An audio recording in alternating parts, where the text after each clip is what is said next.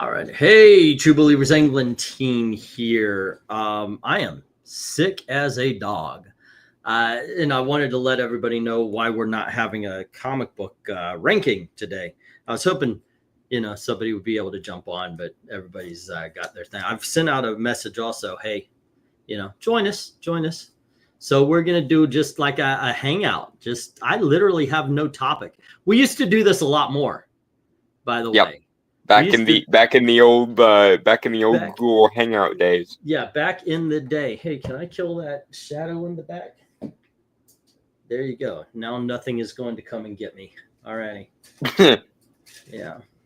There was a no Twilight Zone visit from the shade or anything. Hey, Undead Quinn. Hello, sick dog. And it's not, I think, you know what, we were talking a little bit. I've just been kind of on edge, stressed out, really I think actually my body just kind of decided today's the day. We're going to break apart for a little bit, I have been sleeping. We are down for maintenance. Don't ask questions. Yeah, that's basically it, man. It has just been that bad. I slept. And I still feel like I could. Have you ever done that? You sleep and you wake up and you're like, you know what? And you're more tired than when you went to sleep. Yeah, that's been my entire day. I had to, Rhaegar, I had to come up with a title, and not tonight. I have a headache. That's why we are interrupting our normally scheduled program with just let's hang out and shoot the shit. That way, if I've got to go, we just turn the thing off. I have invited RDV, who has as Dalton just said, in the live stream privileges, and I've invited the crew if they just want to hang out and just chill. I mean, that's what I plan on doing here. Like the old days. Yeah. It's a shame most of the usual suspects on those old live streams have gone their separate ways now. It'd be nice to see Comics Division and Frugal again at some point, but yeah, I think so. I think Frugal still does stuff on YouTube. I just haven't seen him in a very long time. I've got this. I took a picture of, I guess, this young cosplayer. I don't know. It's like 8 years ago, whatever. Gorgeous young lady, by the way. And that has been my go-to. I don't have I don't know what we're going to talk about. Therefore, I don't have a thumbnail. It's just boom. Because the placeholder image, because at least she's pretty. Beyond. Yeah, it's just one of those things. And this is the first time, by the way, I've actively felt creepy. And I don't know why. It's like, I've used this forever and a day without even thinking about it. I wonder, if this girl ever comes upon the videos. What? Well, I mean, did she give you permission to take the picture, or is this just a picture? Of course. Yeah, I mean, look, you can see she's posing. Okay, so yeah, as long as she gave you permission to take the picture and use the picture, I don't think it should be a problem. Yeah, that's kind of weird. I see Comics Division multiple times a week on his channel. Yeah, and they run. He still does stuff. I was just he's here in chat. He's too big for us anymore, and I don't think so. Apparently, I pissed off Toxic Man Flu. So the thing is, and I get this. He does his thing, and his thing is a structured show. We don't do these unstructured shows very often anymore, and I kind of miss the grift, where we just hang out, and generally somebody asks something. And it just keeps going. I'm just roasted like a what? Roasted like a lobster, huh? I don't know. I don't know what that means. You're red? Yeah. Or are you sunburned and feverish? Because that's where my brain went with that information. Go figure. Okay, so what is going on in the world of everything? You're not. Oh, okay. Yeah, that's true. No, I'm not doing that. Not doing that at all. I used to have this kind of thing quite a bit, but I found out nobody watches them. Nobody watches the videos because part of the fun is being there, and once the fun of being there is no longer an option, it doesn't hold as much I know one guy, he does these very elaborate kind of camera angles and all that kind of stuff. I didn't want to, I never wanted to interrupt anybody's day long enough to, okay, I'm going to take a picture, but I'm going to swoop around you as if you're on a spinning table and all that kind of stuff. Yeah, I always thought that was a little bit, that was a little bit overboard, you know. Okay, good, RDB. So I did get it right. Yeah. Because I've been there and done that. The very first time I saw the ocean, I got a second-degree sunburn with sun poisoning, and that was not an experience I ever want to repeat again. Hey, RDV, come on in, man. It is a chill stream. Yeah. I don't know what's going on. I saw what's his name on Facebook. I was actually looking. What's his name? John Delarose. He does actual. He does the old school stuff. Holy shit! They had a Clash of the Titans playset. I had no idea. My goodness gracious. British Film Institute just screened the first print of the original Star Wars Episode 4: New Hope. And Kathleen Kennedy was on hand to make sure fans knew the screening was not, in fact, illegal. Huh. I feel like it would have gone better if she wasn't there. Maybe. I don't think... like with most things related to Star Wars that have to do with Kathleen Kennedy, or as I occasionally refer to her, Darth Kenneteus the Incompetent. Yeah. I got to admit, I for somebody who, I mean, I was 7 years old when Star Wars first appeared. And I was the right age, man. I mean, Star Wars, dude, that's the best thing in the world for the longest time. And I got to admit, I understand some people hate watching this shit, but I truly I don't have any desire to see that. I'm more excited for the next Star Trek film that is not even been announced than anything Star Wars. Well, Star Trek's in the same camp of after the Kelvin timeline and the ironically named STD and so on. Oh, that's right. Star Trek Discovery was a thing, which I dropped when I heard they brought back. Oh goodness gracious, Asian actress. They got rid of her, and she was the best character, and then they brought her back. So Michelle Yeoh. Yeah, Michelle Yeoh. Yeah. Watch her any day. I'll tell you. Well, yes. Speaking of the old days, we are all well aware of your Asian sympathies. Yes, sympathies. Let's call them that. That sounds so much better. That was the joke. Yes, thank you. So much better than fetish. But yeah, we'll just call them sympathies. That is good. So I'm getting together this Dave Dormer. We're going to do Dave Dorman comic book covers on Tuesday. It was Ethereal Dragon's Choice. Holy shit, this guy's got some great covers. I mean, we are in for something. Yeah, so check that out. Also, I'm going to take tomorrow off as well. So that'll give us time to read the book that you didn't even know we were reading. Which? Fallen Angel. Okay, there we go.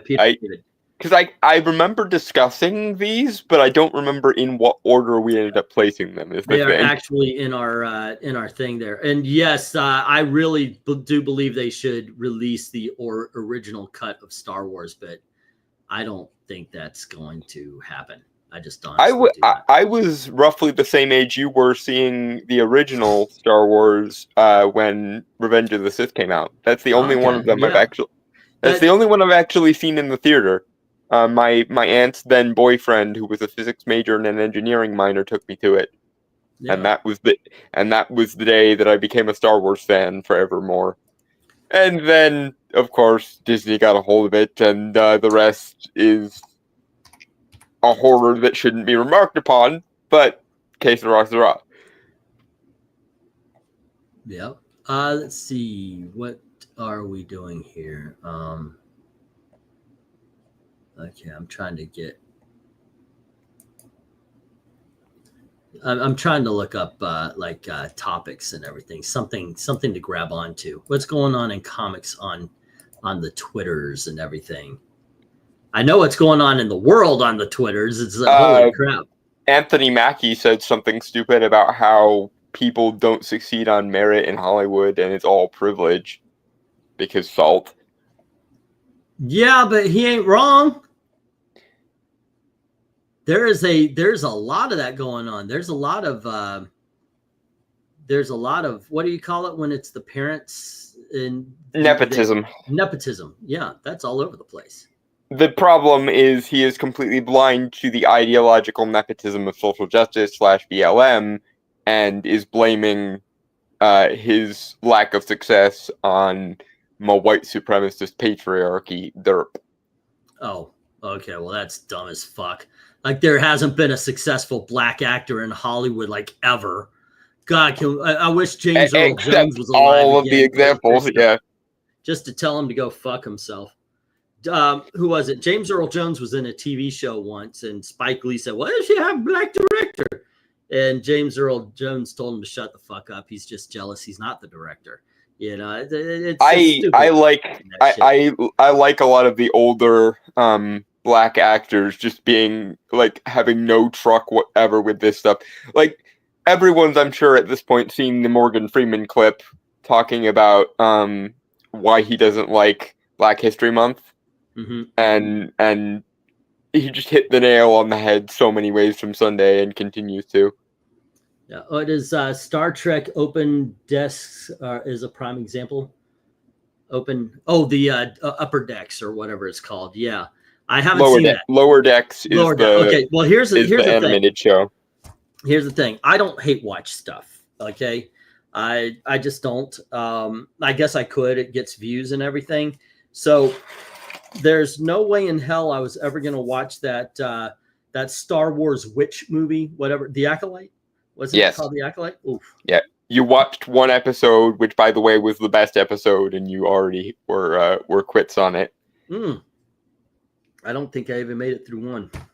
I unfortunately watched the whole bastarding thing because I am the quintessential fan of magic in just about every setting. So I wanted to give it, a fair shake. And I gave it a fair shake, and, well, let's just say it was weighed, it was measured, and it was found more wanting than the heart of a black hole, is frankly the long and short of it. I remember as a kid, like, when the original Clone Wars TV show was coming out, begging them to do more with Sith sorcery in general, and the Night Sisters of Dathomir in particular. And then Ahsoka came out, and I learned that I shouldn't want things, because that's just bad. And then I thought that it couldn't possibly get any worse than what Ahsoka did to the Night Sisters. And then I watched The Acolyte, and I realized I was wrong again. God damn it. Yeah, I think the only naturally bad show that I watched all the way through was Echo. I mean, I'm going to blame that on some. I don't blame, like, What If. What If was a shit show from beginning to end. But I thought since every episode was its own story, maybe this one will be better. Maybe the zombie one wasn't bad. I didn't mind the Captain America one either. But yeah, I don't trust the black pills anymore, so whenever they're all, unilaterally deciding something is terrible, I just go, well, okay, I'm going to watch it and see for myself. See for yourself, yeah. Well, we did that with Agatha, and we talked about Agatha every yeah, because I remember when Agatha came out, and they were saying it's Marvel's Enter the Acolyte, and speaking as someone who, unfortunately for my sanity, did watch every episode of The Acolyte. If you can't tell the substantive qualitative difference between those two shows, you are on something. And that something is copium, goddammit. That was actually when I started losing it, because Gary put out a post, and it was basically Agatha all along is coming, and it said if you thought The Acolyte was bad.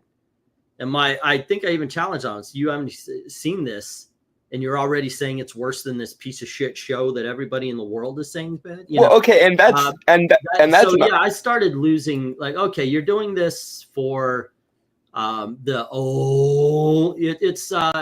the audience capture, it's the confirmation bias, you know, and it's not because you actually think that, because you haven't seen it. So, and what kills me is there was actually reason to think that Agatha wasn't going to be terrible, and that was when they did, I can't remember if it was D23 or if it was Comic-Con, but they did a segment at one of those two things where they did a portion of the Ballad of the Witch's Road performed on stage.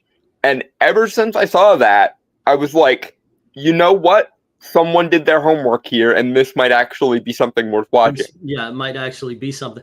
And hey, look, if you didn't like it, you didn't like it. I don't care. And that's his maybe. But even if you didn't like Agatha, to put it in the same category as The Acolyte or the same category as She-Hulk, no, it's not. But the thing is, it's not that you watched it and didn't like it.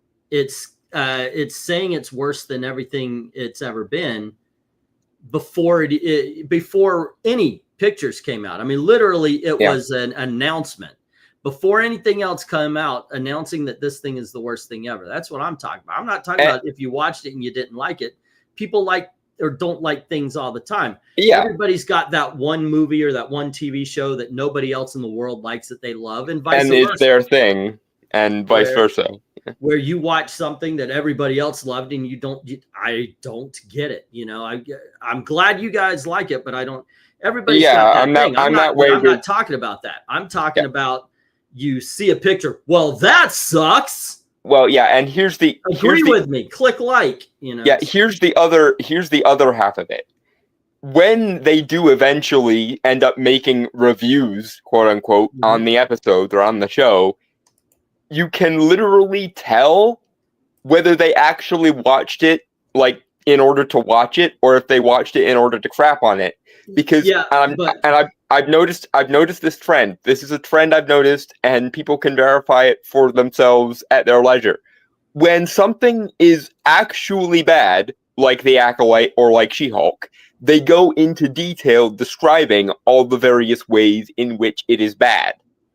She-Hulk was a fucking masterpiece, and I'm tired of people bad. I can't say it. I'm sorry. When something is better than they thought it was going to be, at the very least, or even mostly good, like Multiverse of Madness or Agatha All Along, they don't itemize the various ways in which it's bad. They ask questions over and over and over again, and as someone who's actually watched the thing, you can sit there and go, that the answer to that question was in the thing. The answer to that question was in the thing. Had you been paying attention for more than 5 seconds, you would have known the answer to these questions. Though. I've seen non-black pill people do that, where they use such vagaries. You're like, really, if you listen to it, you could like, it's like, oh, well, in this movie, I found the acting to be so-and-so, and this was this, but this is, there's no real details, and you could literally just take the name of any movie and throw it into that review. It reminds me of something Bill Burr said about the difference between how men argue and how women argue. When they're right, they argue the point, and they make sure you stay on point. Nothing wrong with that. Totally respect it. But when they know they're wrong, they go off-road and will somehow pull things out of random other conversations or random other things they've talked about before, or they'll poke at your personal issues. That's exactly the same thing with the black pills generally. When something is actually bad enough to sustain the angry review, like Velma or She-Hulk or The Acolyte, they will go into detail about all the ways in which it is bad. That doesn't. When something is good, they will avoid talking about things and often avoid paying attention, so they can just do question-based reviews instead of description-based reviews. Okay. But yeah, like I said, I've seen non-black pill do this same thing. Also, I don't know. I don't know why. You either watch it, you don't. If you didn't watch it, why? Well, I know why, because it gets clicks. It gets clicks. Righty, let's see. You don't have to watch a YouTube channel to not like Agatha. That is true. As long as you have your own reasons for not liking it. is the I thing. can take or leave the magic, just show competency in your writing. Says, oh, screw the Acolyte. Star Wars needs to do more things like Andor. So Andor's worth it? Because I haven't watched. I'm done with Star Wars. Star Wars has killed my interest completely. I'm kind of hot and cold on Andor. There are things to like about it, but it didn't really hit any of my buttons, really. I'm not completely done with Star Wars. Like if they come out with something, yeah, okay, maybe I'll watch it or something. I'm not gonna. But they're gonna have to do a lot to get you back on board. Is the thing? Yeah, they did a lot of damage with the last sequel, and it didn't help that I was working in a movie theater at the time, and you had to watch it dozens of times. I saw way too much of it. I mean, that movie is a shit show from beginning to end. The special effects are fine, but if you don't give a fuck about what everybody, if you don't care about the characters, you're not going to care about what happened to the characters. They did this stupid thing with Chewbacca. Oh my God, he's dead! And then like 5 minutes later, he's alive. Why even fucking? No, he's not, because we had to make something iconic for the trailer, or we had to give people the gasp moment. That's the thing about rewatching. Yep. Rewatching will make. It's the last of all of it. It would have been better just let's kill let's kill a couple of main characters people actually like. Yeah. I know that's rewatching makes good things better and bad things infinitely worse. This is a thing I've noticed. That's why one of the biggest compliments I can give to Agatha, when it was coming out, I could watch each episode over and over and over again, with the exception of episode 6, which shall live in infamy. I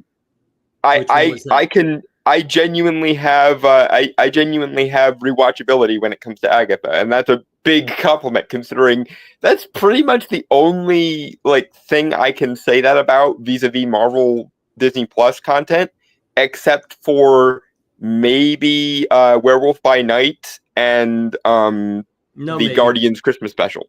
No, maybe on the Werewolf by Night. That's every Halloween you're watching. Yeah, no, it is fun. But I mean, I could watch, an episode of Agatha and immediately want to go back to the beginning and start watching it over again. And usually I did. That's why we didn't end up doing a review for the Penguin, because he you were too fucking late to it. That's why we didn't do a review. The Penguin is badass awesome. He kept banging on me to watch Penguin, and I was like, when Agatha's over, I will give it a watch. Right now I'm vibing with Agatha, and Penguin is one of the best shows of the last 5 or 6 years, easy. Yeah, that Penguin was a badass show. The idea of doing basically The Sopranos but with the Penguin is freaking genius. Okay. I think you're what do you call it? Diminishing the effects. I mean, that's a really good one anyway. I don't know, but yeah, Penguin is badass. I really dug on that one. But I don't know. As far as all that's concerned, well, all I was saying is, if you're gonna review something, just watch it. Watch it first. If you like it or you don't like it, who cares? And also watch it. I don't understand. I would love to, by the way, go back over and watch a whole bunch of films that you're supposed to like or you're not supposed to like or anything. So yeah, let's switch to bashing IGN. IGN gave Penguin a 5 out of 10 score. Why? IGN did that? Don't they give 7s to everything just kind of on default at least? Why and how could they possibly have knocked 2 points off of the Penguin score? Because they gave it's not available. I actually went to look at it. It's Penguin spoiler-free review. Okay, hold on. Let's see what we got. Okay, this one's here. Shall we ESOP? No, this is just talking about, this is a Penguin page. Penguin spoiler review, mediocre, it says. After Oswald Oz Cobb spent 4 episodes cutting a path to destruction across Gotham City, somebody finally says it. You got too many plates spinning. As the Batman established, the Penguin is no stool pigeon, but the Penguin is not opposed to telling on itself in the process of squeezing some premium cable mayhem out of the material originally conceived for the Batman Part 2. Showrunner Lauren LaFranc and team have taken on more than they can handle. It was an ambitious to build a bridge to a show were they watching? Within a mob mini epic airing in the hallowed time slot once occupied by one of the later genre's undisputed masterpieces, The Sopranos. All the while, they're also filling in the background of a villain mostly made of prosthetics and ushering a more recent addition to Batman lore into the big time. By the way, to take a good-looking man like Colin Farrell and penguinize him. Yeah, it's amazing. And he's like, oh, it's just he's mostly prosthetic. Yeah, of course, because he doesn't look like the fucking Penguin. Yeah. Oh yeah, and they're trying. They didn't hire E to play the character. What else did you think was going to happen? With Sopranos, Sopranos had multiple seasons, dumbass. This is season 1. God, this guy's already pissed me off. The other members of the DeMeo crime family were only just starting to catch wind of Tony's forbidden therapy, blah, blah, blah, blah, blah. And the Penguin is, as a result, a mess. Okay, let's see. Sometimes an entertaining mess, but more often one that shoehorns its characters into and relationship arcs into an oh-so-2024 running length. The franticness that ensues suits the impulsive talk his way out of any blind protagonist, while also fueling the gnarliness of bloodlust that's never as sensational as the big budget prestige TV trappings make it out to be. The fuck you? This is what I mean. In addition to actually watching the things you're watching, you have to make some effort to meet the thing you're watching halfway. Like, you have to do it in good faith, as, you know, the legal term would say, bona fides, in good faith. Like, well, he mentions okay, hold on just a second. Let's see. Oz is frankly an odd choice to build an entire series around. He works as a supporting player in the Batman with Farrell's approximation of a new Joyzy dialect. He didn't talk like that, by the way. And the character's reimagining is a 2-bit hood, it's not a reimagining, it's okay. Adding some notes of Francis Ford Coppola and Martin Scorsese to Gotham's Gangland stew. Farrell's disappearance into Robert De Niro facial expressions and James Gandolfini vocalizations continues here, though it starts to feel less like an homage and more. Maybe he's just acting the character. God damn, you're right, Rhaegar. That sucked. Why? That fucking sucked. I mean, I'm done. Again, this is a quintessential example of bad faith here.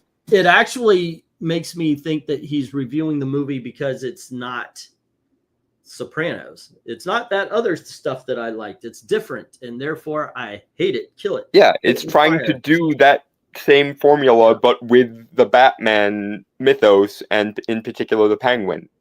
You just don't like comic book shit then. That's the problem, apparently. Maybe that's it. I don't know. It's like people who criticize the Joker movie by saying, this is just King of Comedy, but with the Joker in it. To which my response is, yes, that is the premise. And they pulled it off insanely well. What now? You just don't like the fact that someone is treating a comic book character like a serious, dramatic character, quote unquote. Because people have this bias against comic book content and genre in general. Yeah, a lot of the comments on this one is, yeah, wow, you don't know what the fuck you're talking about. And it might just, this could be black pill as well. This could be look, this is something everybody likes, but we got to put in our 2 cents to make it's contrarianism. It's a different version, yeah.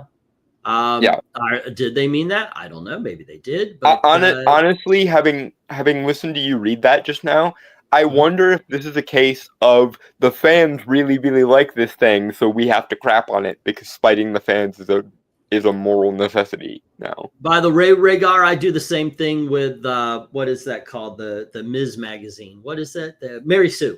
Mary Sue. Occasionally, I'll turn up. I'll see what Mary Sue is saying, just because they might say something stupid for an article that we could read through.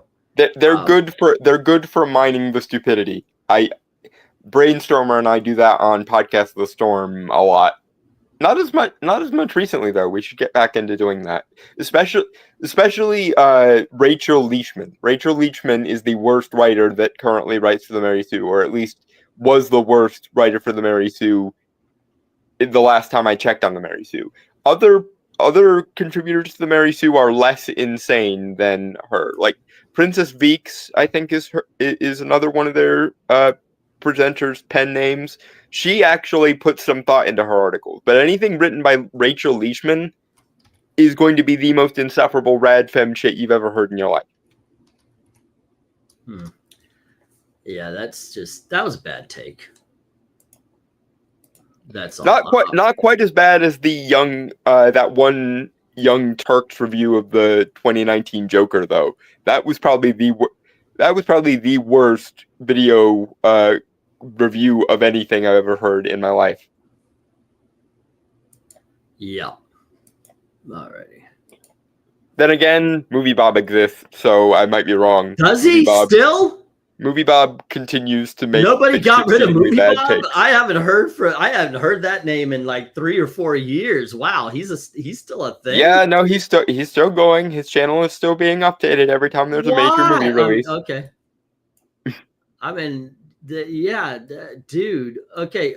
Here's what's gonna happen. I'm gonna make a review and I'm gonna talk really, really fast, and then maybe you guys will think I know what I'm talking about. But really, if you just listen to me once or twice and really listen to me, you'll tell I don't know shit. You know. Yeah, he's an inside. It's the self-loathing and hatred of geekdom thing that he does that gets to me. Like the fact that he basically uses his geekdom as a political weapon instead of, actually siding with geeks ever.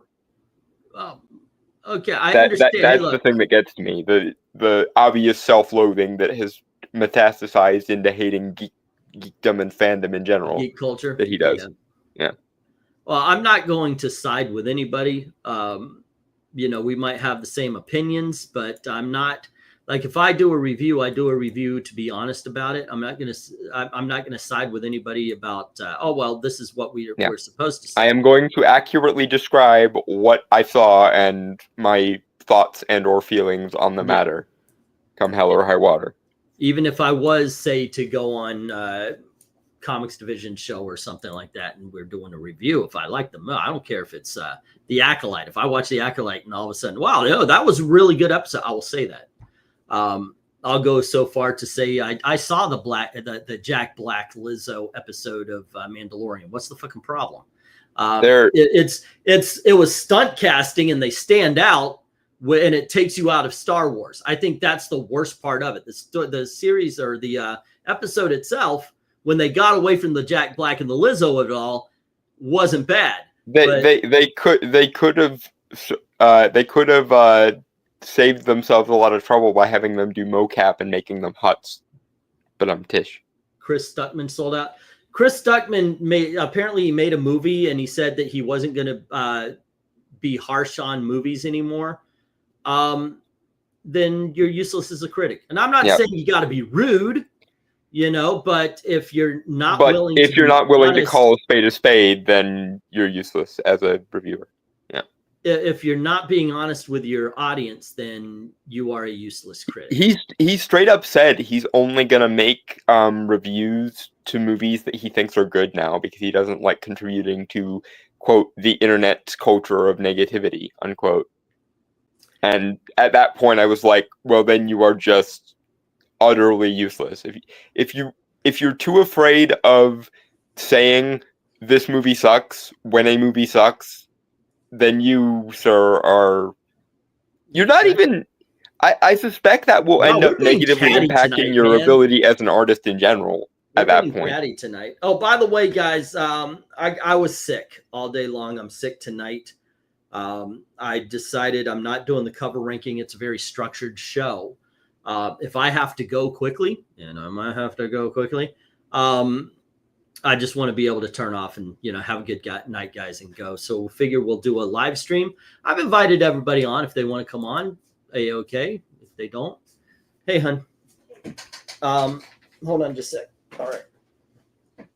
Hold on, guys. Little business. You guys know we did a big auction last night, and because we were having trouble with our rentals. They brought up the whole eviction thing again. Fucking pisses me off beyond the specter of the nuclear option. Yeah, evict the guy's teeth from his mouth. Yeah, it's not even worth it. I need to activate this card. Okay. But this one, put 510. Okay. Okay. Yeah. And I'll get this card activated. It's new. And that should bring it down to 350, which I should be able to pay with this. And we are good. And Ashley will take care of groceries and everything this week. Okay. So we should be good. Thanks to everybody who bought comics and all that kind of, in the videos. 500. 510, it takes $10 off, right? It takes 10. Yeah. So take 5. Yeah. And that'll. Yeah, take 500 and then it'll take the 10. No. $510. 510 and then it'll take 10. Right. Yes. That's what I want you to do. $510. So $500. 520 altogether. Hold on, guys. I'll be right back. Because I just said 5.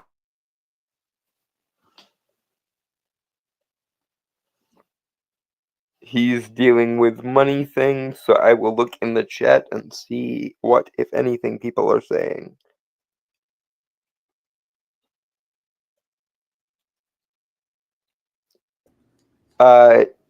Yes, MK, you're right. Stuckman did get... Hey, MK, come on in.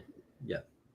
Stuckman did get famous off of John Flickinger. Also, for like the last 2 years or so of the lifespan of Channel Awesome, he was on there as well. Because that's where I ran into him the first time. Because I used to be a really big fan of Channel Awesome back when it wasn't just Doug and only Doug. I miss Did you ever look those people up? Yeah, I've looked them up a couple times. The former contributors to Channel Awesome. A lot of them have just disappeared. It's sad to watch people that you used to like and respect go crazy. Yeah. I mean, hell, the guy who I was probably the biggest fan of on Channel Awesome was Kyle Owen Citizen Calgren, who did Browse House High. He called me a Nazi once on Twitter, unironically.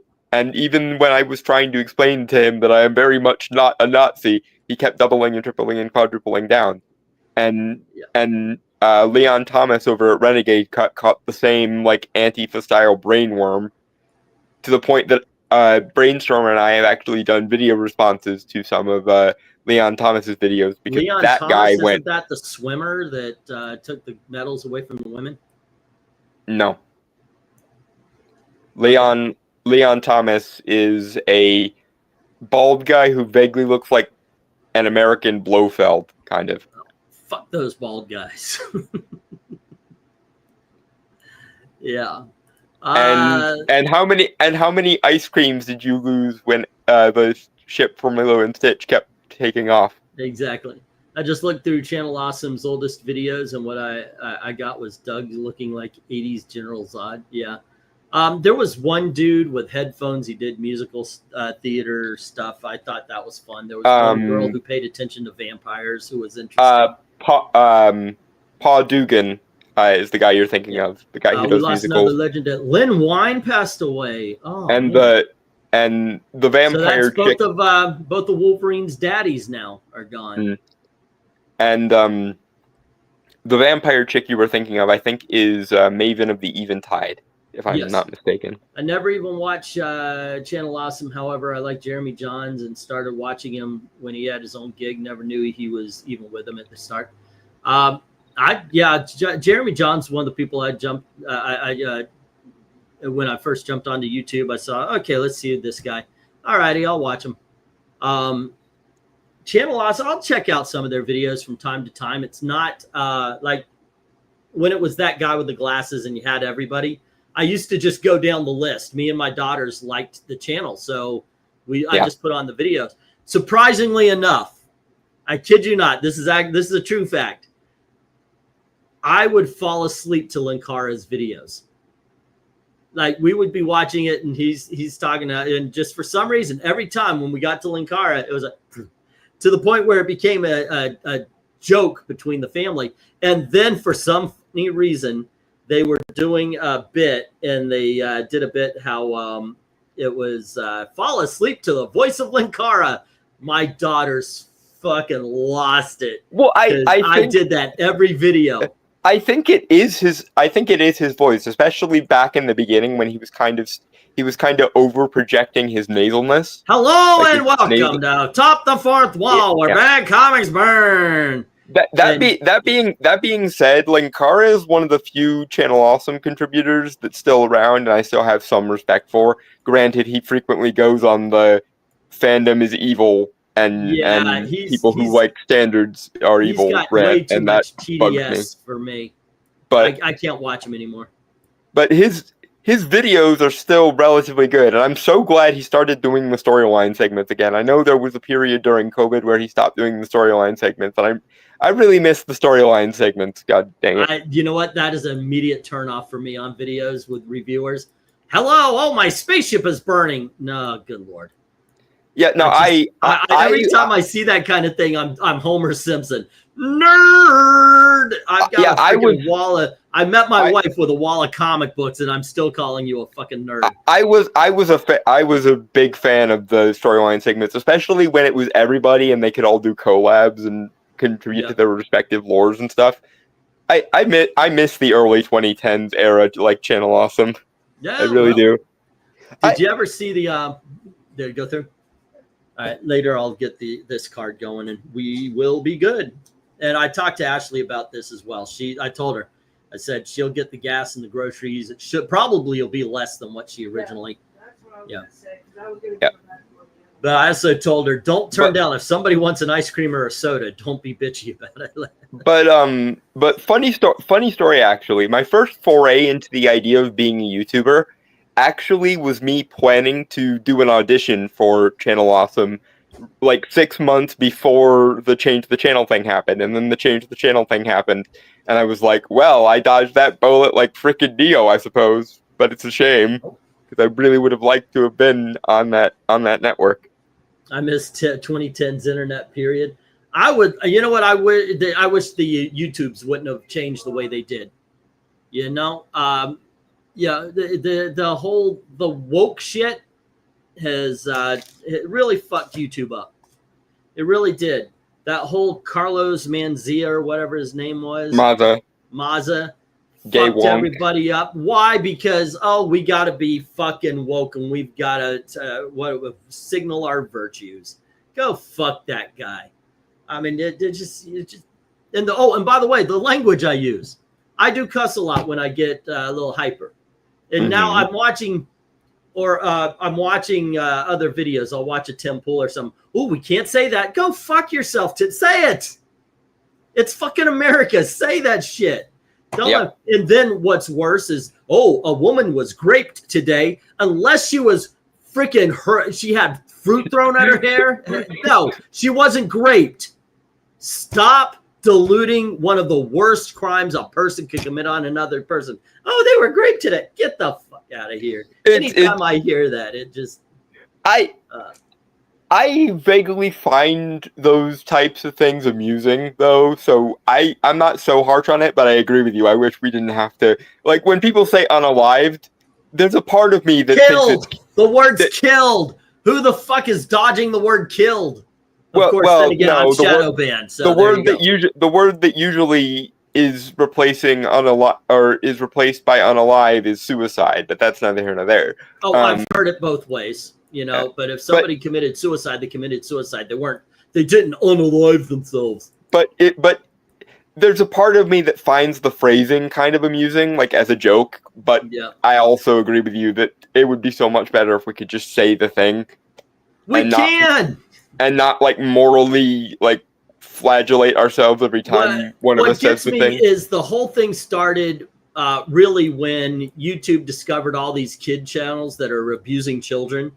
You know, because sensationalism sells. So getting your kid to, if you have a 4-year-old doing that face on your thumbnail, well, yeah, it's the same bullshit as the kid beauty pageant instinct. So they went ahead and they made it so we've got to start censoring. We've got to make sure it's okay for advertisers, or we're going to lose advertisers. So they made it more strict than regular TV.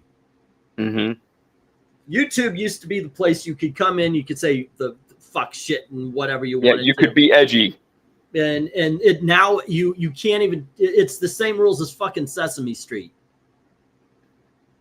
Like we're seriously worse off than like 80s George Carlin at this point, and Yeah, it's insufferable. Go figure. Go figure. What is this? Slip and slide in Minecraft. Those are some more humorous alternatives to the word. Carlos Maza, Carlos Mencia is the joke stealing guy. Oh yeah, that's right. The one that did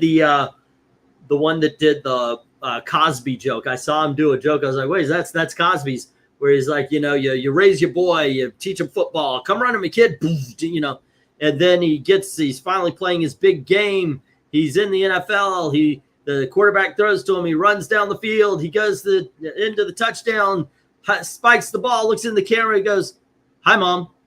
You know, that's a Bill Cosby joke. He stole, you know? Betrayal. My favorite Bill Cosby joke was the one about the severely drunk person who thinks the toilet bowl is his only friend. Yeah. I guess I might be the only person who remembers that joke, or Maybe. me and my family, because we laugh about it all the freaking time. You might just be. I don't know. Let's see. Hey, what's up, Doc? What's cooking? There's actually words to that song, by the way.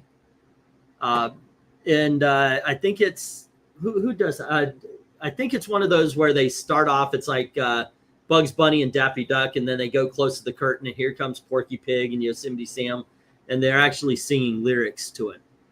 The other one, by the way, is The Entertainer. I actually found out recently that there's words to The Entertainer. Da da da da da da da da da da da da. My favorite Bill Cosby joke was the ones told by Hannibal Buress. Yeah, another mod run. Let's see, because violence. YouTube banned the burn with context. I don't know what that is. Let's see. In fact, there was a time in 2020, says Austin, during my transition from being a Disney Star Wars fan to being the opposite. I saw his video on the lack of intimidation of the First Order from Jeremy Johns. Oh, okay. Yeah, they're hipsters. They are exceedingly unthreatening hipsters. Force powers or no freaking force powers. I'll tell you one thing that I thought was funny is the guys from the two guys, they pretend they're in a video store, Red Letter Media. One of those guys did like a 3-hour review of a 2-hour Star Wars movie. Oh yeah, the Mr. Plinkett reviews. Yeah, I thought, okay, well that's a colossal waste of time. And then I watched it all. I was about to say, you are not going to sit here and say the Mr. Plinkett Star Wars prequel reviews are not gold, because your career is over. I didn't watch in one sitting, but I did go, wow, that's a colossal waste of time. I mean, imagine you're watching this review instead of the movie, and the whole point was to point out how bad the movie was. But yeah, I don't know. I like long form content. That's why my favorite amongst the like Garys and so forth now is Little Platoon. Who? If for no other reason than A, he's British and funny, which is always amazing, and B, he goes like scene by scene and goes into like autistic detail, and that means he didn't do the disingenuously refusing to watch the thing that's in front of him thing. So I got a question. A while back, I think his Heels Babyface, the guy who looks like me but fatter. The current day fellow. Okay, so he did a video where he just screamed at people, and that put him over the top. And I actually thought to myself, well, he's going to be screaming at people a lot now. Has he been screaming at people a lot? If you watch the videos, I would like to know if after that big video where he was screaming at people hit, does he scream at people more? I think that Rhaegar, what's up, Jonah Arts? How you doing? Hope everybody's good with you and yours. It's been a while. Alrighty. Yeah, that's old school. I love comics right there. But Rhaegar, I think that might be the reason he doesn't talk much during the EFAPs, because he knows that everyone around him is kind of a dim bulb comparatively. Little platoon of smart cookie. Yeah. Okay.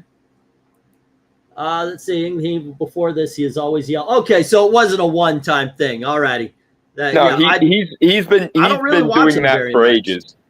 Like I said, I'm pretty much done. But then again, to be honest, I don't watch a lot of the peer videos, you know, because I might actually be talking about this. I have this weird fantasy, like I'm doing the same thing I used to do, and I didn't watch other people's videos on a topic until after I talked about it, and that way I would see, you know, what they said and so forth and so on. I never wanted to be intimidate or not intimidating. You never want to be unoriginal. You always want to give your own perspective. But sometimes you do watch something and it makes you go, well, you know what? They said this, but I think, you know, you missed a point over here. Yeah. You know, alternatively, there's occasionally that moment where it's like, why didn't I think of that? Dagnabbit. Oh, you know, I had those moments a lot where it's like, because, well, what I think ended up happening is, like, if they watch my video, they get inspired and think, oh, wait, he didn't touch upon this part, so that's where I'm going to go. And I've done that to other people as well, where they mention something and, oh, wow, I noticed they didn't. Now I'm going to say that, and that's going to be my take on it. So ultimately, you could have like right now, if I were to do the same videos, it would be me and Wes and Perch, who, by the way, big head start now because I stopped doing those kind of videos. But it would be like, okay, they would have their takes and it would be similar but different. And that's the way old Comicsgate used to be. Let's see what we got going on. Mallard's manifesto about being the long man is taking the things where you talk a long time about a single scene that only lasts a minute and just expand that into talking about the whole movie. I think Little Platoon is better than Mauler because he actually puts analysis into it. Mind you, he often does the like art school analysis, and I don't really like the modern day art school mentality, but I can see why it's useful for someone. Well, I used to do that with comics. You know, you would watch something and then one panel or one dialogue box triggers you to make a video, and you can talk all about that. You know, it's not because it's not so much about what's going on in the panel itself, which there is some to that, but it would be an overall theme, or you could take it back to something that happened in this comic book over there or that comic book over here, and you could spread that out to a 10-minute video if you have the gift of gab. Yeah. Give a service someone is willing to keep coming back for, says Rhaegar. Okay, let's see. Thus having streams longer than the movie. Yeah, we've done a couple of those. We've hung out and talked about books and movies for a long time. I'm good chatting with Grim in the server chilling. How are you, old man Dalton? Are you old man Dalton to Jonah Arts? Are you actually older? I don't know. I will be 30 in July. Okay. July 25th. Apparently, Marvel thought it would be a good idea to give me Fantastic Four for my birthday this year. I will, of course, be judging it even more harshly because of that. You are 20. You are how much? How old are you? I am 29 right now. I will be 30 in July. You are 30 in July 25th, and then 4 days later, I'm 55. And yes, by God, I'm going to Denny's to order off the freaking senior menu.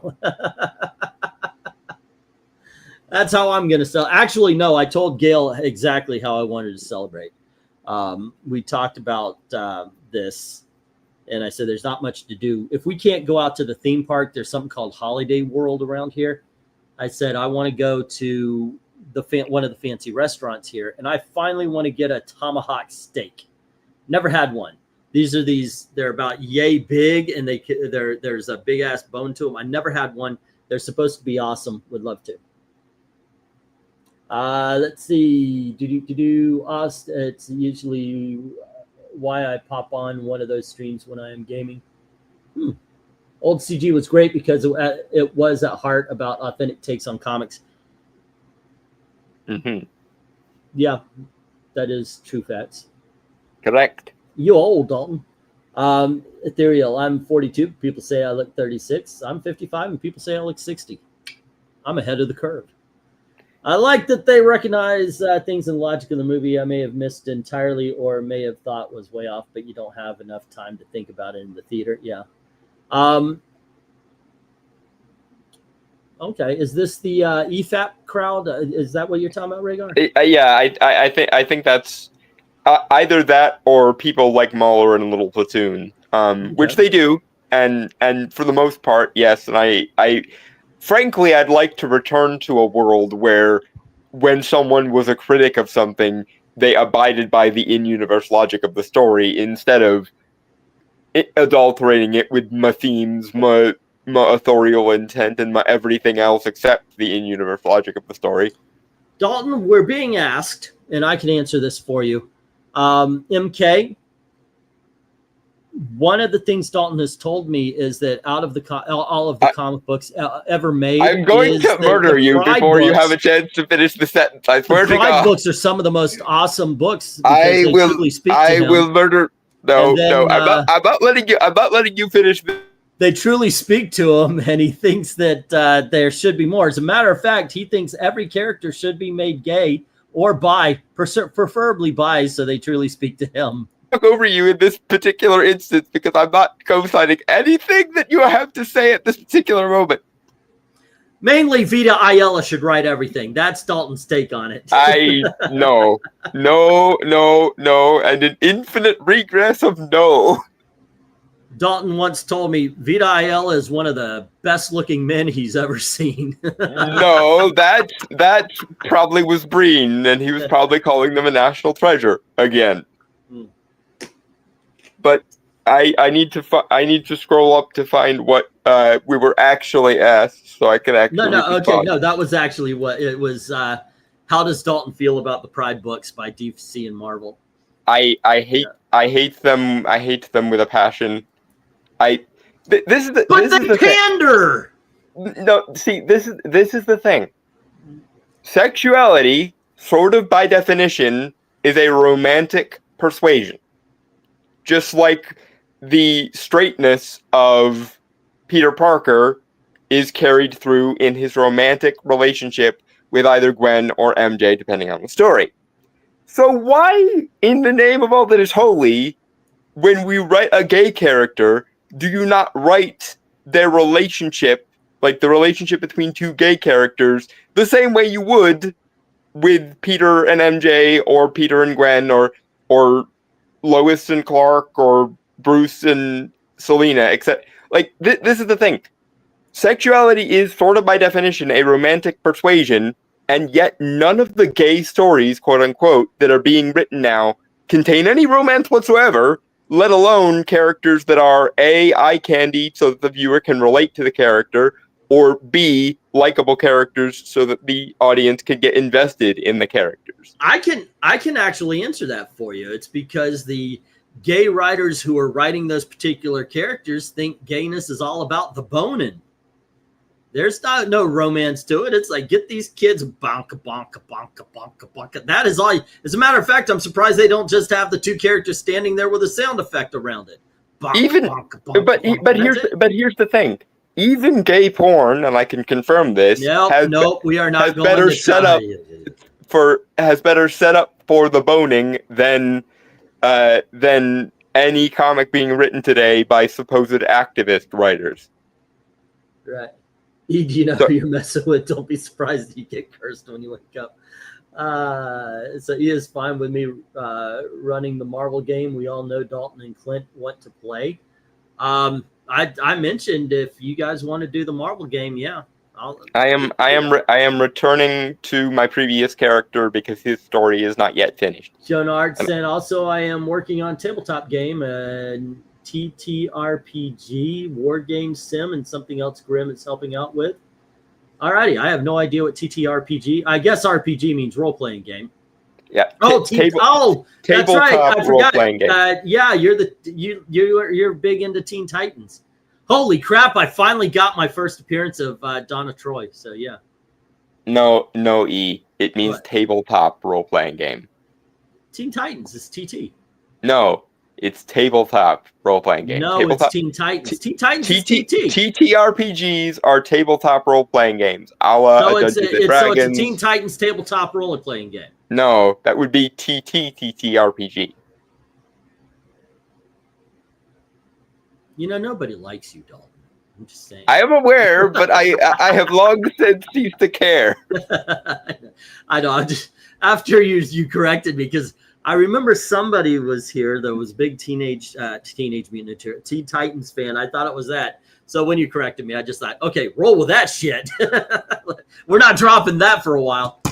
Yeah, you usually this is what happens when you say something absurd, and I have to save you from yourself.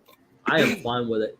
Let's see. I can write better gay characters and swing both ways and have a boyfriend and girlfriend, and I'm writing smut comics. Well, congratulations on that. Well, yeah, not that bar is particularly high, unless you're writing a particularly well endowed character. Hey-oh.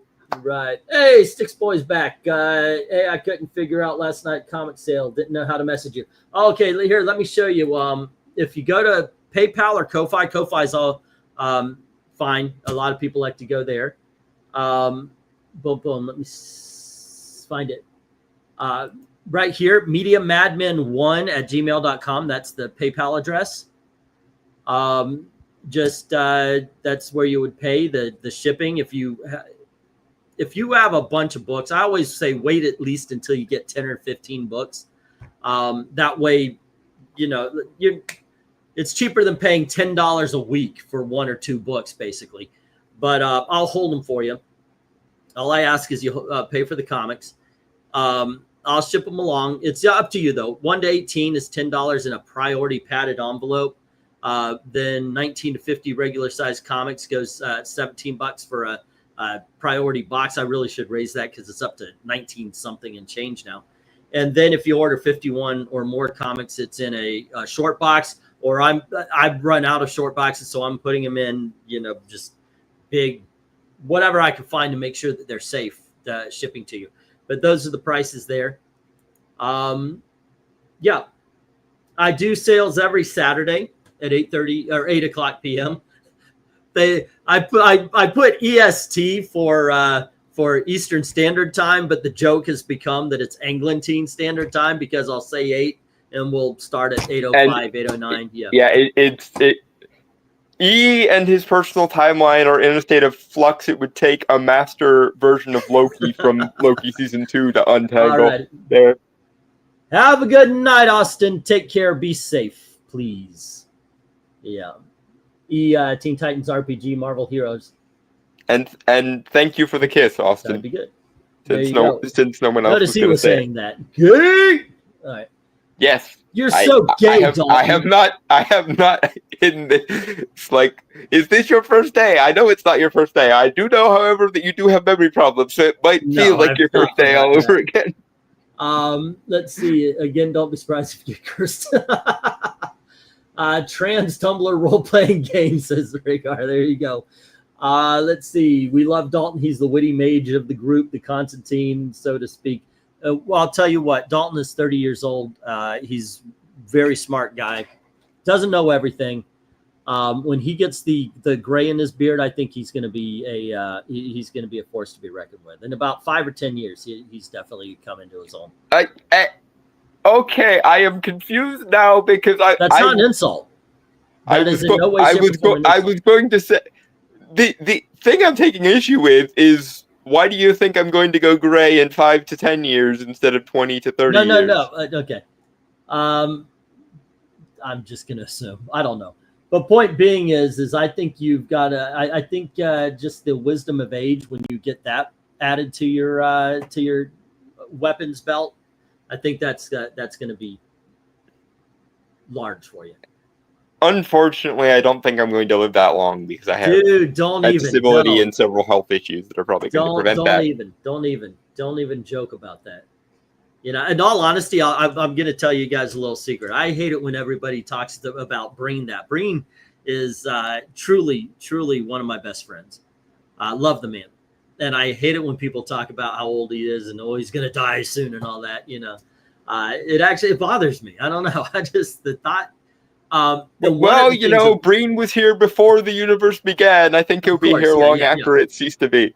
One of the things that bothers me about that kind of talk is that we won't know. I'm only an hour and a half away from him, maybe 2 hours with the way I drive. I am an old man driving, really. But I don't, you know, it's one of those things. We won't know. And that kind of hurts, you know. I care about Eric. I care about RDV. I don't know if he's told you guys his name yet, so I've got to. So I care about Dalton and MARANYA. Good God, can MARANYA fucking catch a break? You know, I actually, funny story, was just thinking about that yesterday. The fact that if one of us was to go, we wouldn't know unless we had the foresight to look up obituaries and stuff. Or if there is a family member, like I know my family is going to get on and say something if something like that happens. Even if I'm just in the hospital and such. Yeah, my family, my family doesn't even watch the things I produce, which sometimes bothers me, honestly. But other times I think my lucky stars that my family don't watch the things I make, because I can get away with saying stuff on here that I probably couldn't get away with saying to my mom or something. So that it's a double-edged sword. But I highly doubt that if anything happens to me, my family will think to get on YouTube and, you know, make it a point to tell everyone. Even though I would prefer they do it, and if they are at any point in the future watching this, get on and do that for the sake of people's closure. But Austin says he thought he heard me Eric age jokes. No, not unless we both share the same punchline. But no, you won't really hear. Maybe once or twice. I'm not going to say never, because, you know, if a good joke comes up, you got to tell it. But yeah. I will haunt you all. That's how you'll know I'm dead. That's funny. Let's see. 8 o'clock TMT. Too much time on my hands. All right, Sticks Boy. If that's your real name, I'm going to challenge you here. Not a real challenge. What is your favorite Sticks album? What is your favorite song from that album? You do know he could probably be talking about Styx as in the river Styx. You know, I played that joke last night. No, this guy's into the same music I am. So okay, good. Okay, as long as you're aware of which Styx he means, because I was thinking he could very easily just be a fan of Styx Hexenhammer 666, aren't we all? No, that kid needs to put on a shirt. I stopped watching when he decided that Jeff Goldblum was going to be his costume for his YouTube channel. Okay, tiny nipples. Why don't you just button that coat just a little bit? I respect Styx because he is another anti social justice magic user, and we need more of those. We need to make magic unwoke again, because I'm sick of all of these hipster wine moms calling themselves witches when you know they've never opened a grimoire in their lives just because they add a bath bomb to their water or something. Wait, bath bombs are witchcraft? According to the aforesaid hipster wine moms, yes. Oh, okay. And it gives me an aneurysm just thinking about it. I'll tell you what. All right, send through cool. Hopefully not the answer to the Styx album question. One of the benefits of having both my daughters, having Ashley come and live with us for a while, is the fact she is addicted to Bed Bath & Beyond. I have never smelled better. Because I'm like, okay, let's get this $1.25 bottle of Pert. That's my, I don't need fucking fancy shampoo. My daughter goes to Bed Bath & Beyond, and it's like strawberry and cream straight from the Orient, blah, blah, yada, yada. It's like, oh, wow, yeah. Oh, this is awesome. Yeah, it's there you go. Also, Grim, myself, and a few others in the game servers are tired and annoyed by the role player server. It's so annoying to try to moderate it. TLDR, put up or shut up, and don't argue with the server owner. See, I agree with that. That's what I say about my comment section. TLDR, put up or shut up, and don't argue with the owner of the channel. It doesn't work. Except when he's wrong, which does occasionally happen. I am correct 98% of the time. guys. And I'm here for the remaining 2% to keep you honest. The problem is I've spoken for 1 billion minutes here, and that 2% is huge. Yeah, which is why I'm here to keep you honest about that remaining 2%. Jonah, if you want to join, they're going to start up a Marvel game, apparently. Wait, when did I say we could? He started talking like I already agreed that it was going to happen. Ethereal Dragon, or actually, no. A couple nights ago, I think it was on our last What You're Reading episode, I mentioned that I really missed the Marvel role-playing game, and then Ethereal Dragon and Jonah Arps got together and decided to start planning for one, I think. Oh, okay. Oh, by the way, I am this entire live stream is basically to say I'm going to be taking a couple of days off. I might do this because this is actually not stressful at all. I think I've just been getting way too stressed out, and it's affecting my body, and I am sleeping all the time. And today I physically got ill. So I figure I'm going to take a couple days off. It'll be probably back on Wednesday.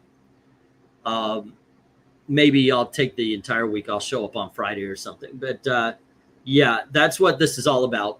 I'm trying to get my time to be my own and just chill out a little bit, because I feel like since even when we got Indiana, I've been just running just to keep right behind. I'm not even caught up. I'm like still running, and I'm still behind everything. Austin brings up a thing that's one of my pet peeves. For those who don't know, the term the Orient comes from the Latin oriens, meaning the East. No, it's the Oreos.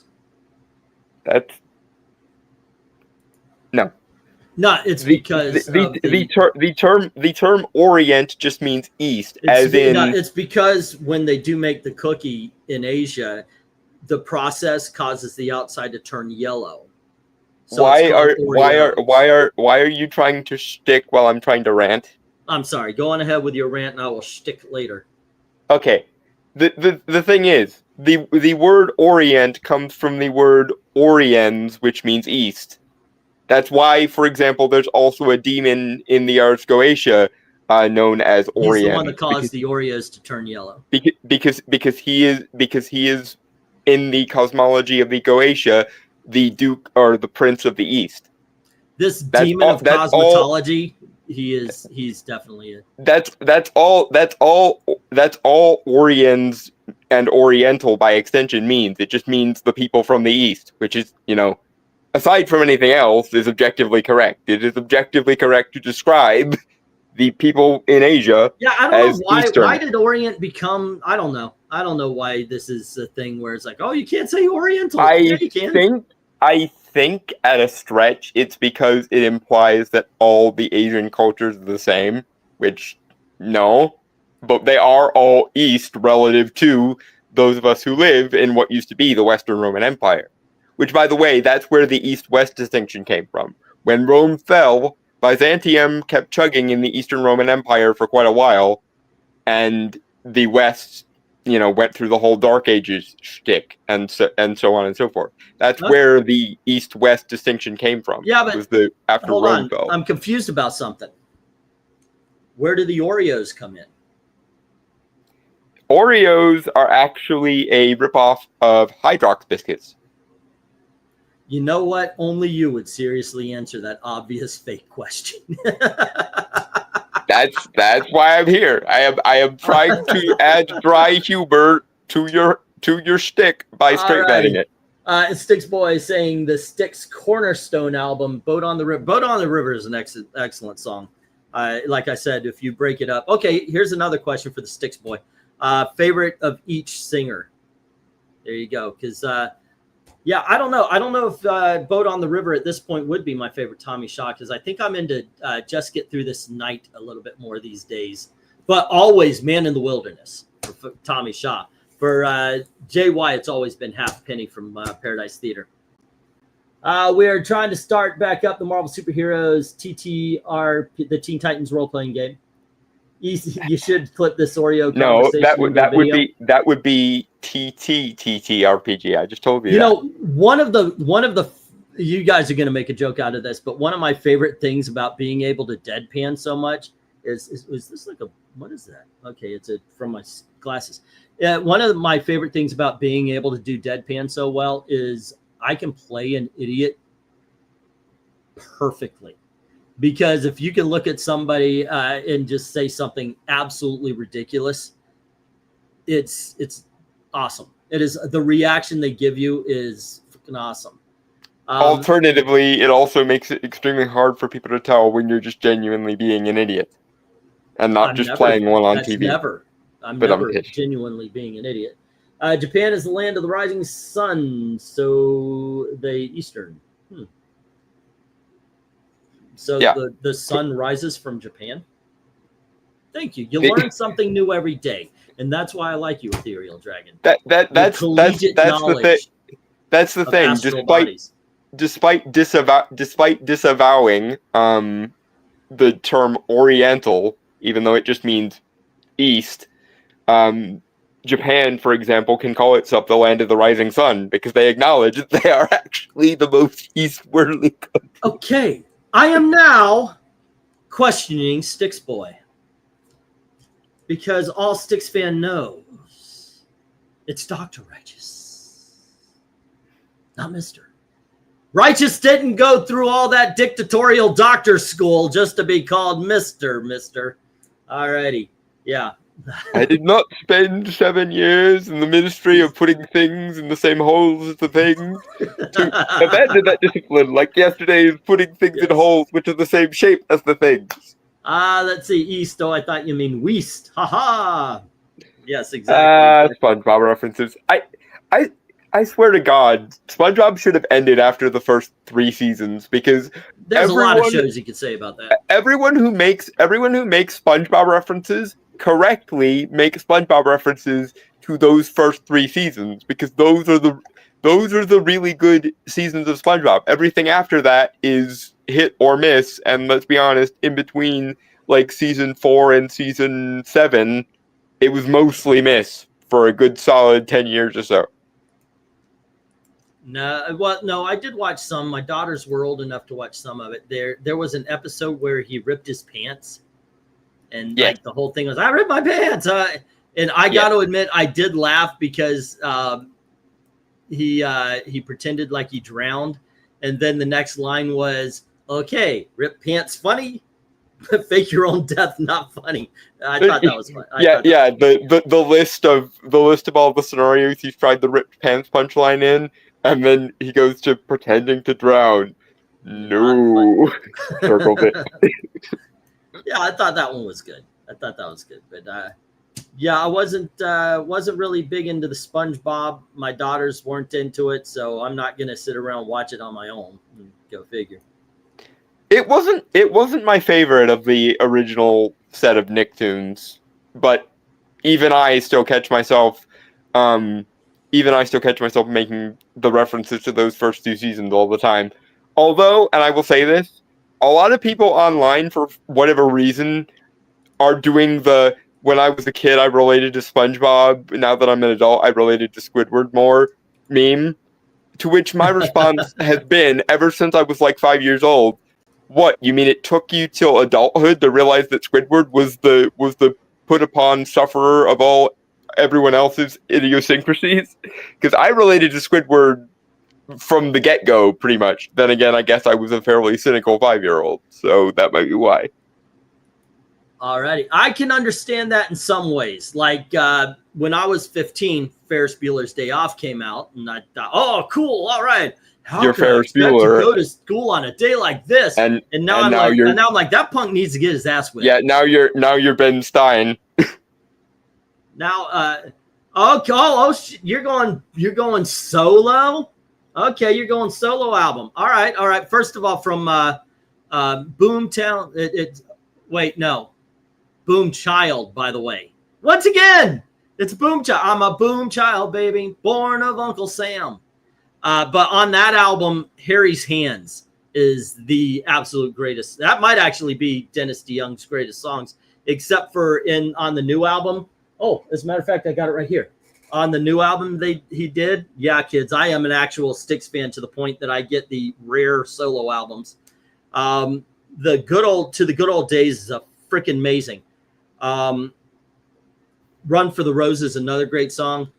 But shoot, I can't remember the name of the song, but on the second solo album, they do a song, starts with an R. It sounds exactly like 1970s Styx. Dude, get a StreamYard account. Come on, we'll do a show talking strictly about Styx. MK, I think I can speak for both of us when I say the water torture is preferable. The water torture. What are we talking? MK, I love if you and Dalton had to pick watching The View, watching Barney, or Chinese water torture, which would you choose? Oh, Barney, every day, all day, Tuesday. I actually tried to be Barney, by the way. I'm not flamboyant enough. They said, can you do a dance? And it was a simple, like this kind of thing. And I was like, okay, I'm trying to do Barney, but I told him anything. So maybe Mr. Tinkertrain, who is the human part of the Barney show at Universal. I mentioned I could do the voice. You know, which at the time I'm with the Warners on this one. Every time Barney or something Barney adjacent comes up, it's time to sing the Anvil song. But no, I dig. I would rather that than Chinese water torture. But I would pick Chinese water torture over The View. So it would go Barney, Chinese water torture, The View. Yeah.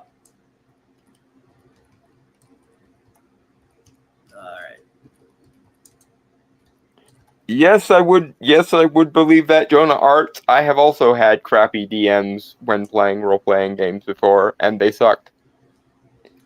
I had a DM who hated that I always played self-insert characters instead of trying to be escapist about it. And when I explained that I prefer playing hyper-actualized versions of my real self over escaping myself, they threw a tantrum. It was a whole thing. Okay, what is it? 2060s Volume 2. Oh, it's called Proof of Heaven. Is the one that the song that I'm talking about there, Styx. It's, I swear to God, it's a great song. Sounds just like Styx from the 70s. Yankee Doodle went to town riding on a pony, stuck a feather, called it macaroni. Sometimes I hate you, Austin. Yankee Doodle, keep it up. Yankee Doodle, dandy. Fun fact. I got that song stuck in my head now. That's the whole. Okay. It's like reading grenades. They know this. They know this happens. Stop doing this to me. in an effort to keep that song out of E's head, I will explain a fun fact about that song. In the 1700s, when that song was written, macaroni was a variety of dress that essentially the like 18th century equivalent of hipster college kids would wear after studying abroad in Europe, and that was the context of that in that song.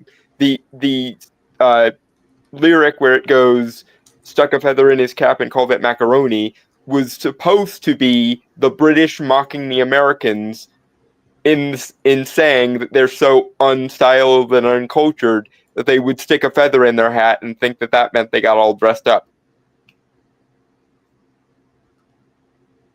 But of course, America being America, took that insult to heart and said, yes, and? That's basically the short version of the entire Revolutionary War. British people think that Americans should behave a certain way. Americans go, no, and we don't care what that makes us in your minds, because we don't care what you think. And scene. All right. Jingle Bells is actually a song about horse racing. I mean, if we're telling facts about songs, that's what Jingle Bells is, a song about horse racing. It was originally called One Horse Open Sleigh. And the whole thing is, but there we go. Jingle bells, jingle all the way. Oh, what fun it is to ride in a one horse open sleigh. Hey, it's all about, it's a horse racing song. It's about picking up chicks with your ass, because the sleigh, I mean, it's the same as if you were to ride up in a Ferrari, you You had a great sleigh. You got to lay. There you go. I just made that up. Yes, you did. I was wondering no. how I long did make up the going... fact. I just made up the whole if you have a good sleigh, you get to lay. That's what I made up. But no, that's actually true. Jingle Bells is a song about horse racing. Okay, I usually played Teflon Rogue. They casted Fireball when I was behind the BBEG, and I don't know what you're talking about. I'm sorry. Let's see. Come sail away. It's gamer lingo. BBEG means big bad evil guy, as in the big bad at the end of the game, and a tiefling is a half demon race that you can play in Dungeons and Dragons. First of all, Southbound Ryan is a badass song off of oh goodness, what is it called? Back to the World. That is a freaking badass song. I do like that one a lot. Off of Back to the World, though, probably, I don't know. This Is the Time is probably my favorite song off of that. Back to the World's okay itself. Call Me's good, though. I like Call Me. I think Call Me is my favorite song off that one. All righty. Let's see. What else we got? Okay, how about this one? 80s comics or 80s or 90s comics, which is better? It had better stories. Okay, well, look, 1980s, you can't, this is not comparable. Look, 90s had, what is that? Batman, No Man's Land, and it had Nightfall, Superman, The Death of, Bone. The Sandman could be counted as 90s rather than 80s because there's only like 3 issues in the 80s. Okay, here's my thought. Here's my thoughts on that. But I would credit the individual like storylines of Sandman to their respective years. So that means that Preludes and Nocturnes is an 80s book. Okay, I see. But when you look at the 80s, you've got Frank Miller's entire run of Daredevil. You've got the Dark Knight Returns. You've got the John Byrne miniseries plus run of Superman. You've got the creation of the Teenage Mutant Ninja Turtles. Them also going cartoon, which is where a lot of kids know them about.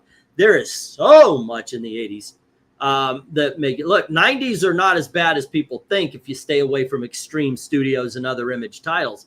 But Toledo. Yeah, it's. I would probably agree. I would probably say 80s because I differentiated Sandman's run that way. Because frankly, the further Gaiman drifted from remembering that he was operating in the DC universe, the more quote unquote experimental and hipstery it got, and that was around the time that Sandman dove off a fucking cliff. Well, yeah, both of us do not like the way it ended. The Kindly Ones and all that kind of stuff. You didn't like the creation of Sandman 2? Yeah, Daniel Hall, who honestly, in a sane world, would have been not the replacement for Dream himself, but would have been Earth's incarnation of the Dreaming, similar to his father and similar to Wesley Dobbs. But, I wasn't consulted by reason of not being born yet at that time, so I don't get a say in this. But I do get to say that I will own the first 7 Sandman volumes and not the final 2, because I can say that, or the final 3, excuse me, because the problem starts with Kindly Ones and then gets progressively worse from there, and the entire. I did get a comment how our take on Sandman sucked. Every time I get the Barney song, I love you, you love me. Please we're stop. A happy please, family. I beg of you to stop, please. Won't you say I love you too? Okay, people in the chat, look up the Anvil song from Animaniacs and spam that in the chat. That would be standing outside with my mouth open wide. Please stop. I told you I actually went out for that. For the sake of all that is holy, I beg of you, stop. Okay, I'm done. 90s gets a bad rap because of all the foil weird covers and the wheels on the bus go up and down. Sorry. Please. Let's see. I love comics. So how about this better run was original Vertigo, Constantine, or Sandman books? Oh, goodness gracious. I think Sandman was good for up to about, or Constantine was good for about 100 issues. So technically that's better than Sandman because Sandman was good for about 60. Yeah. Eternally story. Okay, here's the thing. Sandman's high points were higher than the original Hellblazer's high points. Okay, I can see that. Yeah, yeah. But Constantine was, or the original run of Hellblazer was more consistently good throughout, and there was no massive dip in quality until I want to say volume 5 or so was when I usually stop. Like for example, on my shelf here, my comic shelf, and yes, I have a whole shelf full of comic omnibuses. I stop at volume 6 of the original Hellblazer Mr. run. Moneybags. I said, well, la-di-da, Mr. Moneybags. I have these because like a third of my Christmas list every year is just omnibuses for comics. Let's see. And Austin, sorry for getting me to start on Barney. Again, I demand that the people in the chat spam the Anvil song because that is the correct response whenever anyone mentions Barney. Yeah, I remember that. I remember that song. That was pretty good. I had that Animaniacs soundtrack for a while. I'm cute and it shows from my cute little hands to my cute little toes. Yeah, something like that. United States, Canada, Mexico, Panama, Haiti, Jamaica, Peru, Republic Dominican, Cuba, Caribbean, Greenland, and Tobago too. That's as far as you get. Yeah, that's about it. That's about as far as I get because I always forget what comes next. Like I remember the various segments, I just don't remember what order they go in. Yeah, I'm the same way. It's like I knew it for a while, and it's like, and then I lose. I tried to learn the song, but when in like 7th grade geography, we had to, of course, memorize all the states and their capitals, and my geography teacher had us memorize the Wacko song where he did that. Yeah, with the states, yeah. Yeah. Okay, you know how to get rid of a whole bunch of viewers on a live stream? Okay, here we go. United States, Canada, Mexico, Panama, Haiti, Jamaica, Peru, Republic of Dominican, Cuba, Caribbean, Greenland, El Salvador, too, Puerto Rico, Colombia, Venezuela, Honduras, Guyana, and still Guatemala, Bolivia, Argentina, and Ecuador, Chile, Brazil, Costa Rica, Belize, Nicaragua. You think he did it on the first thing? Yeah, I'm not doing that whole thing. This thing is like 9 verses long. To be fair, he gets requested to sing it often. I know what he does. I've seen it live. It's like, at this point. He's probably been doing this forever. Yeah. Paraguay, Uruguay, Suriname, and French Guiana, Barbados, and Guam, Norway and Sweden, Iceland, Finland, and Germany. Now on wait. India, Austria, Czechoslovakia, Italy, Turkey, and Greece. There it's Switzerland, Austria, Czechoslovakia, Italy, Turkey, and Greece, Poland, Romania, Scotland, Albania, Ireland, Russia, Oman, Bulgaria, Saudi Arabia, Hungary, Cyprus, Iraq, and Iran. There's Syria, Lebanon, Israel. I don't know. Anyway, yeah, but there you go. I always like that. Oh, fuck yeah, I'm reading it. Yeah. I don't remember all of that. I'm like him. I remember up to that first verse, and then it's done. Yeah, and then it's like what segment comes next. I remember all the segments. I just don't remember in what order they go. Okay, and he's Austin says he's changed it so the countries that are no longer countries. I was reading, I forgot what it was, but I was reading something and they mentioned Siam. I was like, okay, yeah, this is a little out of date. Siam is Thailand now. That reminds me of that one episode of Seinfeld where John O'Hurley's character, the boss character, was taking a vacation to Myanmar, and he kept calling it Burma, and everyone was confused. And then he just goes, "You most likely know it as Myanmar, but it'll always be Burma to me." That's how I feel about MGM Studios out at Disney. That's a Florida joke. If you were a Floridian, you would have laughed at that because, you know, that's how all Floridians. Yes, but I am not a Floridian. You could tell because I'm at least occasionally sane. Nobody's perfect.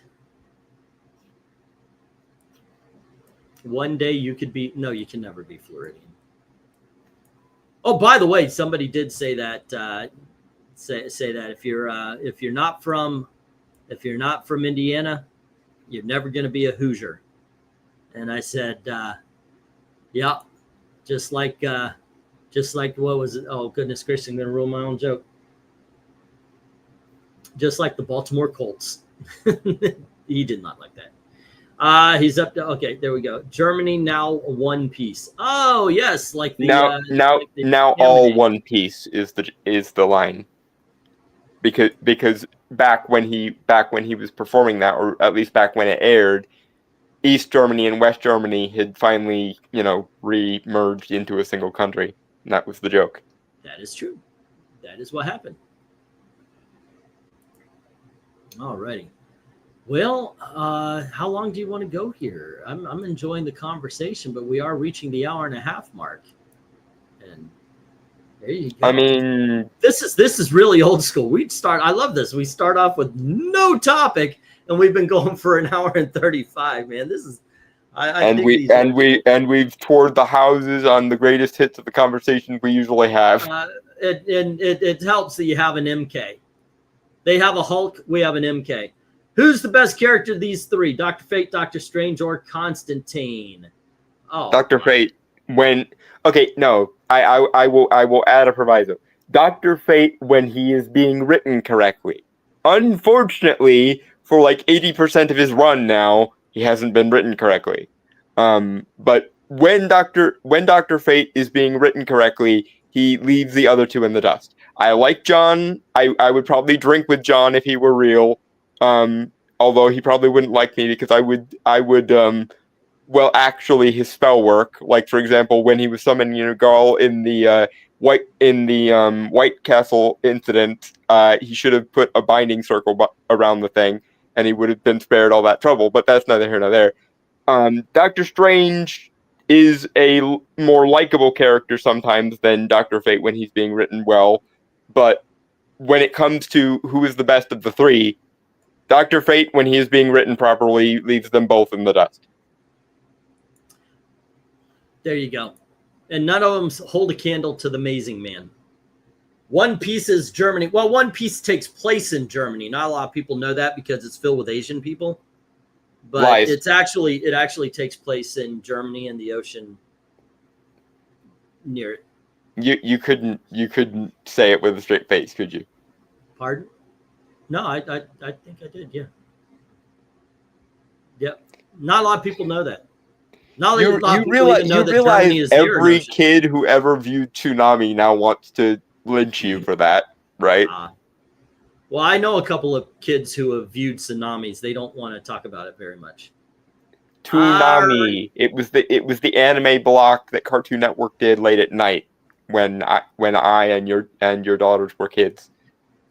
Tsunami was what happened to the guy who says, "Can you give me some water?" and then regretted it.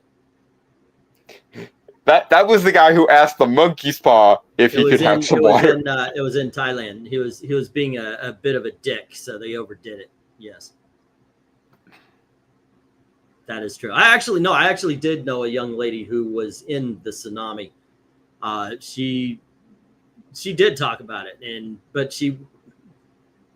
it's like, it's horrible. It was because the water came in and it started slowly and it filled up there. Because the way it hit, it was like in some places it did a lot of damage, in some places it just didn't. But with her house, it came in slowly and it started filling up, and they went to the roof, and then it went above the roof.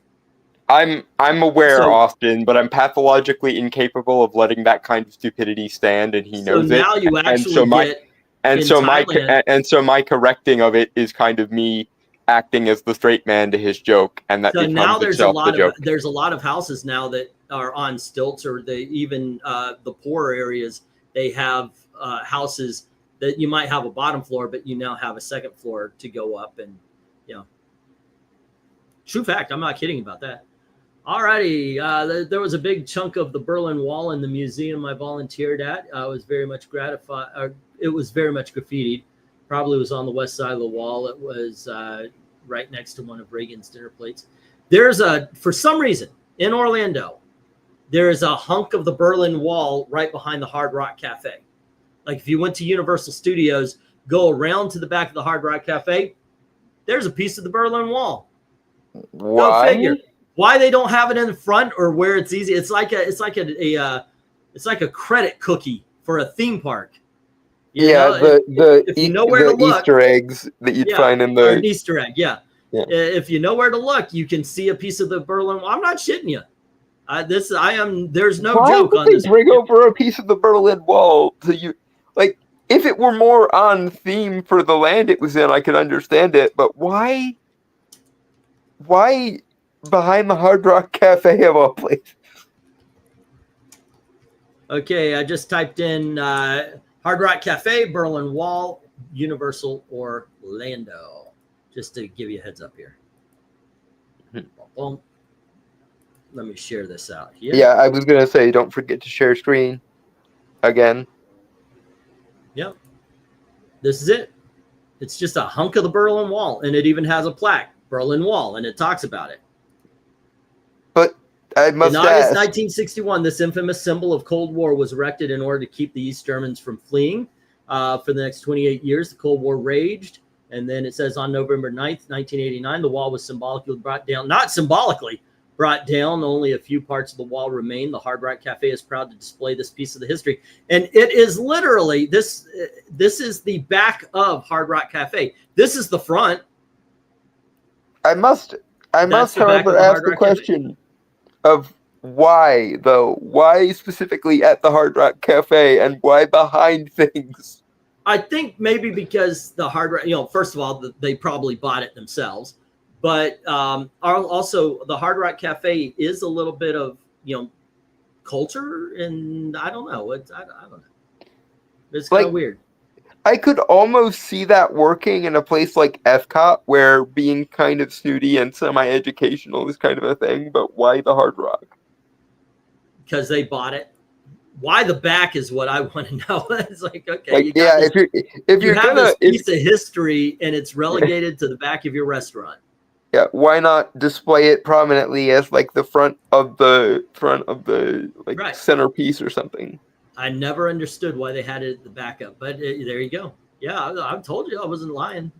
I don't lie all the time, or I don't joke around. I mean, I really don't like to lie, but if it's joking around, you're very good at like deadpanly saying the most absurd things possible and triggering my obsessive compulsive need to exposit. Yep. Alrighty. Yeah, that started when I was kidnapped by a horse. The news was more controlled then, says Rhaegar. Miniatures are mostly going to be 1 in 100. What are we talking about? Oh, okay. I remember seeing them take sledgehammers to the Berlin Wall as a young kid in the news. Yeah, I was about, I guess I was 19 at the time. Yeah, there you go. Anyway, guys, we've been on for $1:45 here, so I'm going to call it. Like I said, I'm going to take a few days off. How many, I don't know. I might do this because this is exactly, I think, what I need to simmer down. There's a piece of the wall, Midtown Manhattan. That's kind of cool. I like the idea of that. And then, of course, you'll see a whole bunch of Antifa members. No, it's a repressive regime. We need to destroy it. Oh yes, yeah. the glory of the anarcho-communist thugs with trust funds. The glory of that and the glory of love. Peter Cetera. Oh man, I got the glory of love is an amazing song. I love that song so much. I've got sugar ants. I bought a Yoo-hoo because as much as I hate chocolate, I love chocolate water. And I just looked over, and we had killed a whole bunch of sugar ants. I don't know if I don't know if they're sugar ants because they're actually bigger. They're black ants. And we're infested. We got an infestation. If that many popped up after we killed as many as we did, because we noticed they were coming in from the outside here. They were coming in through the door, and they were going up the wall and everything. So let's get rid of them. Maybe they. I bought a Yoo-hoo, and now I look over and look at that.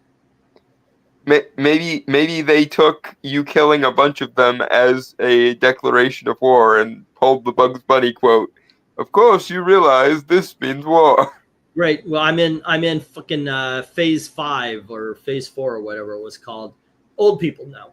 That being said, thanks for hanging out with us. Keep an eye out for stuff like this.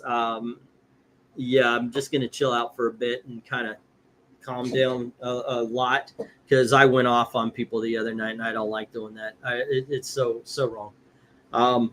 But thanks for hanging out with us. And as always, thank you very, very much for watching. Don't forget to do the clicking, the liking, and yeah, there we go. We use very strong insecticide in this place. You rarely, if ever, see a bug. Only near the homeless guys outside. Man, this place says they spray. I've never seen them. So there you go. Anyway, you guys have a great night. See you. Cheers, guys. All righty.